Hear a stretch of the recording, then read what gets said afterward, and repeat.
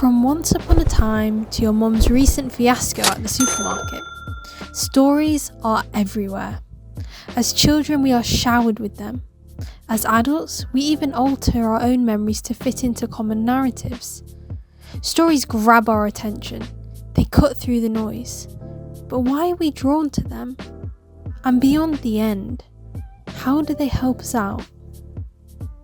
From an evolutionary standpoint, we needed verbal stories to make ideas and life lessons stick in our minds before the written language. Stories also act as simulations that can protect us from danger. Think about it. You could play out how to defend yourself from predators.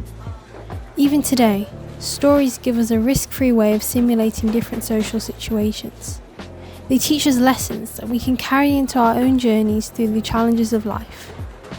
Hearing the classic narrative of the hero overcoming obstacles can drive us to think differently. Our mindsets can completely change from just one story. But why, according to research, are we more likely to remember a story over raw data? Our brains are inclined to store information in terms of cause and effect. In memory tests, people who turned a list of words into a story were 7 times more likely to remember them than those who just tried to memorize the list. Research featured in Made to Stick found that while only 5% of an audience could recall a specific statistic from a speech, over 60% remembered the stories, making them roughly 12 times more memorable than raw data. 2010 research at Princeton showed that when someone tells a story, neurocoupling occurs. This is when the storyteller and listener's brain activities become synchronized, and their brain neurons fire the same patterns as each other.